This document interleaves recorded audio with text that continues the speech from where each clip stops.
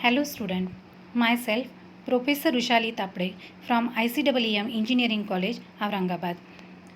I am teaching you the object oriented software modeling and design.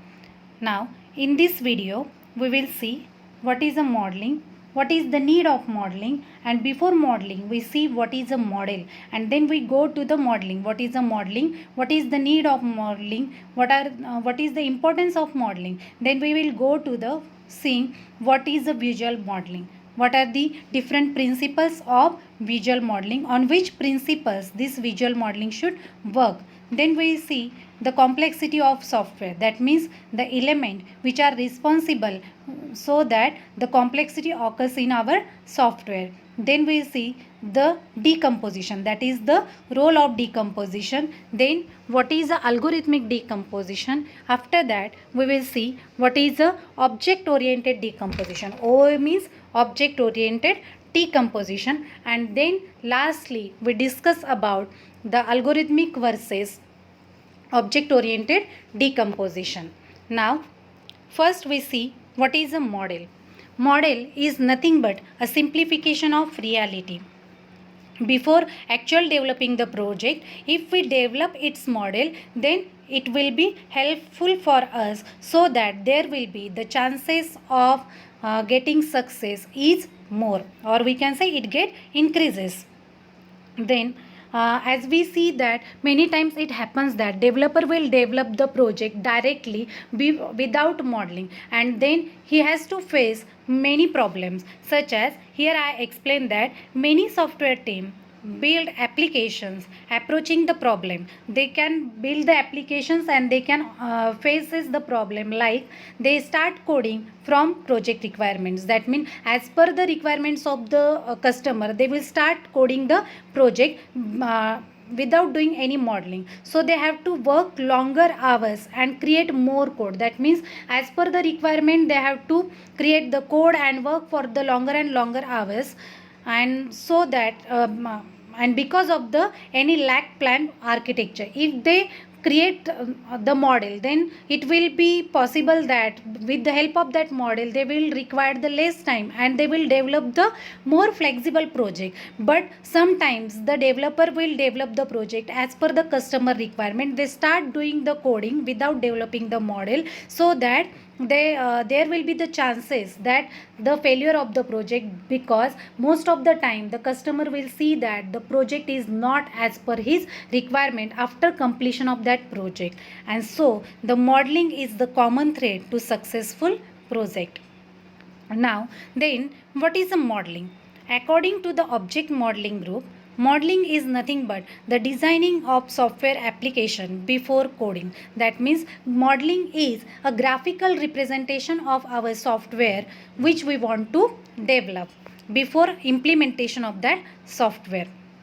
Why modeling? Why there is a need of modeling? So modeling is required to achieve 4 aims. Which are these 4 aims? The first aim, modeling helps us to visualize the system as you want it to be. That means when you take the requirements from the customer, and if you are creating the model as per the requirement of the customer, then it will help the customer to visualize his system as per the user requirement. This is the first aim of the modeling. Then the modeling permits us to specify the structure as well as the behavior of the system. That means once you collect the requirement of the customer, then you will specify, or if you create a model of that system, then it will show the customer the structural view of your project, or you can say of your product, and then it will again show the behavior of your product. That means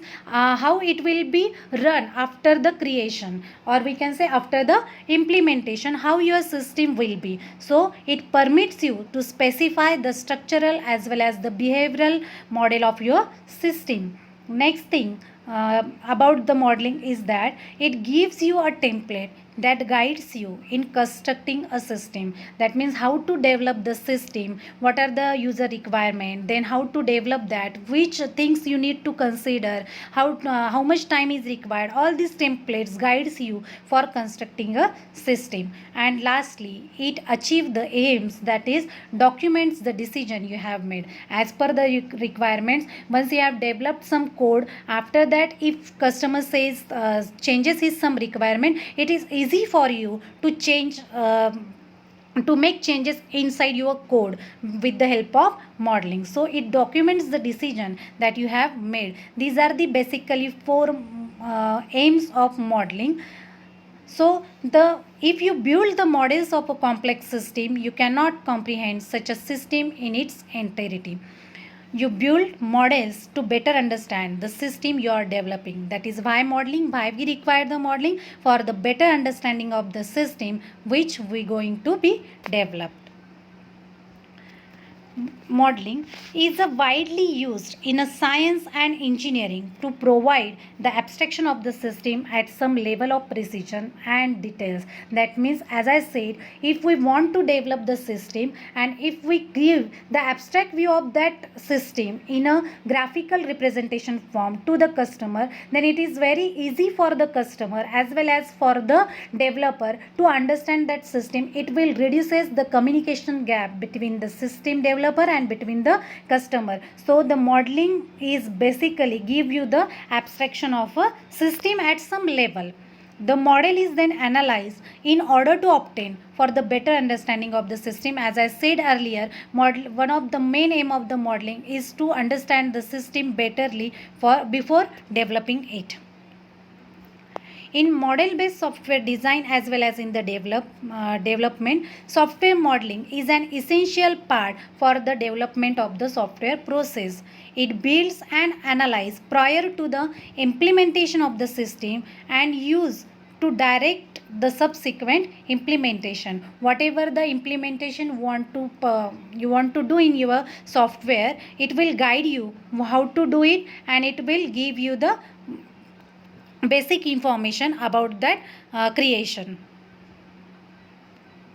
As earlier said, modeling gives you the better understanding of the system. But how to understand that system? By considering it, that is it means that is the system from different perspective. You can consider that system from the different perspective, or you can say from the different point of views. How the required model, how it is a static model, what is the dynamic model of our system. These different views of the software you can consider while doing the modeling.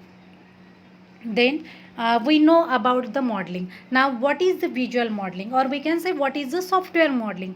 Visual modeling is nothing but a graphical representation of your system. It says that visual modeling, it uses the semantically rich graphical and textual design notations to capture the software design. It will give you the graphical representation of your system by using the different UML notations. A graphical modeling language such as UML, that is a unified modeling language, helps you in developing as well as understanding and communicating the different views of your software with your customer.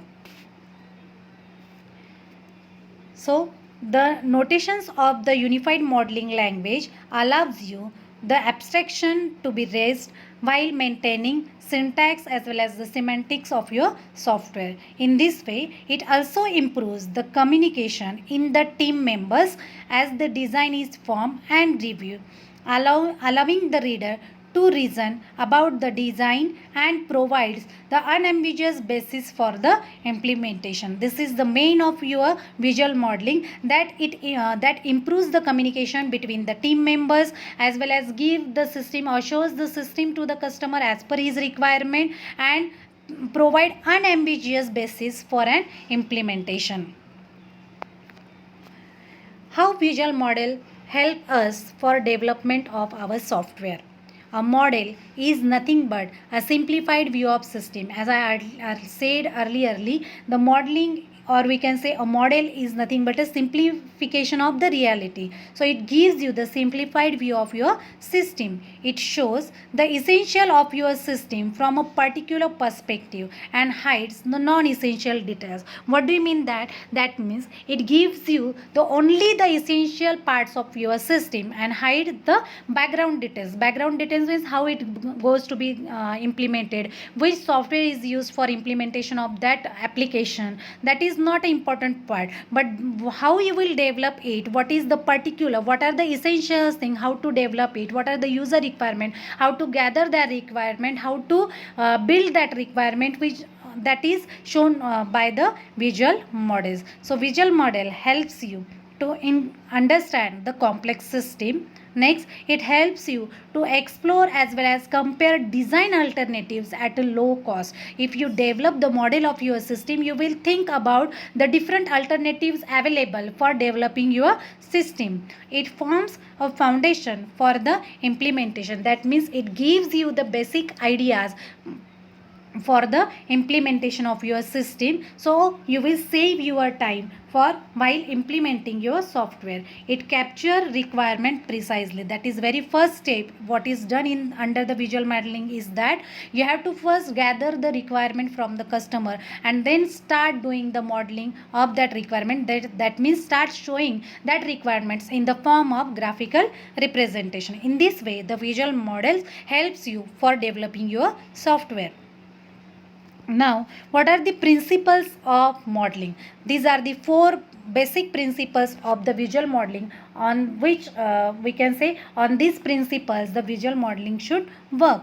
The first principle of the visual modeling is that it will show how the problem is attacked. The model show you how the problem is attacked. Most of the time it happens that we are developing the system but we are not properly recognizing what is the problem. That is, what is the problem statement, we cannot recognize it properly, so that after completion of that software many problems should be occur, that customer says that I don't want such type of system, or this is lacking, the in this is lacking. So this can be occurs due to the lack of understanding of the problem statement. So the model helps you to understand how the problem statement is to be shown, or you can say how you are it shows you or it gives you the better understanding of the problem statement. Then second principles on which the visual modeling works, that every model is expressed at the different levels of precision. That means whatever the models you have developed with the help of different diagrams, it will gives you the detailed information at the different level, whether it is at the structural level, whether some diagram shows you at the behavioral level. So each model gives you the some information about your system at a different level. The best models are connected to the reality. Once we have developed the different models and then we are interconnected that model, then the last model gives you the best model of your system, which is get connected to the reality. And obviously the last one is that no single model is sufficient. That means not we are creating a single model, we have to develop the more than one model for developing our system with the help of different UML diagram. And these are the principles on which our visual modeling work. Now the next thing is that complexity of software. Why the complexity occurs while developing the software? The complexity of software is an essential property which is not an accidental one. The complexity is occurred inside our software due to the various elements, and one of the four elements due to which this inherent complexity derives in developing the softwares are the first one is that the complexity of the problem domain, then the difficulty of managing the development process, next is that the flexibility possible through the software, and last the problems of characterizing the behavior of discrete system. These are the four elements which derives the complexity while developing the software. We will see one by one these elements. The first one is that complexity of the problem domain. What do you mean by the complexity of problem domain? And this is occur due to the complex requirement and decay of the system. That means this complexity occurs in while developing the software, because the communication gap between the developer of the system and between the user of the system, or you can say customer of the system, and this is occur due to the developer is not understood what the user want to say, or what he wants from that system, or it may be occurs because the user is not able to specify his requirements, what he exactly wants from this system. He just give the overall view that he wants that his software should be like this, and developer will develop the software as per the user requirements. After that the customer says that he don't want such a types of models, or we can say such type of functions inside his system, and this is done, or this is happened due to the communication gap between the system user and between the developer of the system. And this is the first reason why the relationship between the applications domain for which software system are being constructed and the people who develop the system, and this is because of the only the communication gap between the system developer and the system user. So the first thing we have to clear with the system user what exactly he want from the system. That is the first phase while developing the system, that is nothing but a requirement gathering. The system developers sometimes have the knowledge and skill required to develop the software, but they usually lack detailed knowledge of the application domain of such a system, and that's why this complexity occurs during developing the software. So we first have to our first thing which we have to do while developing the software is the requirement gathering, and reduce this communication gap between the system user and between the system developer. The second thing because of which, or we can say the second element which occurs because of which the complexity occurs in the software is the difficulty of managing the development process, and this is occurs due to the management problems and need of the simplicity. Now as we know that the software cannot be developed by the single individual, this is a teamwork. So most of the time the software requires the team of developers for developing the complex software, and these add extra overhead to the process, while the developers have to communicate with each other about the intermediate artifacts, about the procedure, and make interoperable with each other. Sometimes it may be happens that there may be the miscommunication between the team members while developing the software. This may be the reason for development of the process, and sometimes this complexity may be occurs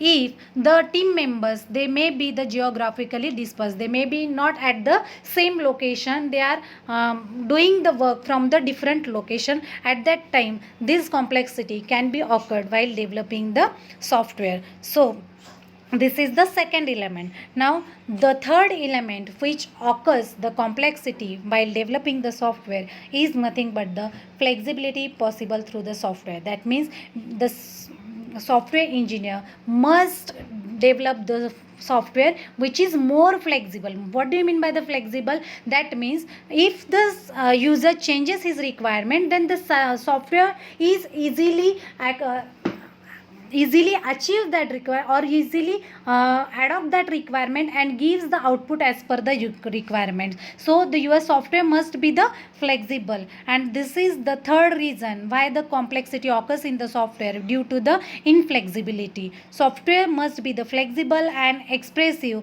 as per the user requirements, which lead to the complex implementation which are the difficult to assess. Now the flexibility leads to an attitude where developers develop system components themselves rather than purchasing them from somewhere else. Next is the software development is different. Most of the software companies develop every single component from scratch. Flexibility also triggers more demanding requirement which make products even more complicated. As per the requirement of the user at each level, your software should be the flexible. And the last element which due to which the complexity occurs in our software is that the problem of characterizing the behavior of discrete system. The final reason which occurs the complexity according to the Bush is related to the difficulty in describing the behavior of our software system. Humans basically capable of describing the static structure as well as the properties of our complex system if they are properly decomposed. That means if your system is properly decomposed, then human being it is easy for the human being to define the properties of that system, but have some problem in describing their behavior. They can describe you the structure of your system, but how the your system will behave, it is somewhat difficult for specification.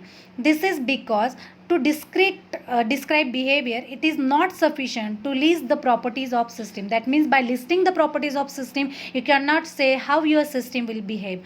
It is also necessary to describe the sequence of the values that this property take over time. Within a large application, there may be hundreds or even thousands of variables, well as more than one thread of control, and the entire collection of these variables and their current values, their current address within the system constitute the present state of the system with discrete states, and that's why the discrete system vary their nature, have a finite number of possible states. This is regarding about how why the complexity occurs in our system. These are the four elements which due to which the complexity occurs in our while developing the software.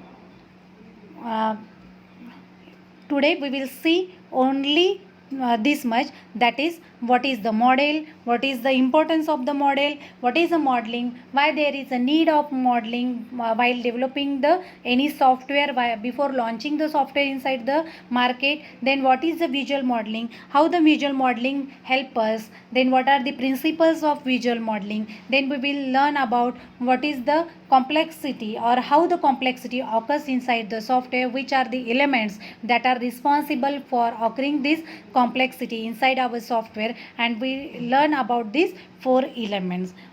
So we will see only this much part in today's video. Now the remaining part, that is the role of decomposition and the different types of decomposition like algorithmic decomposition, then object oriented decomposition. Next one is that the difference between algorithmic and object oriented decomposition. We will see it is in a next lecture. So thank you.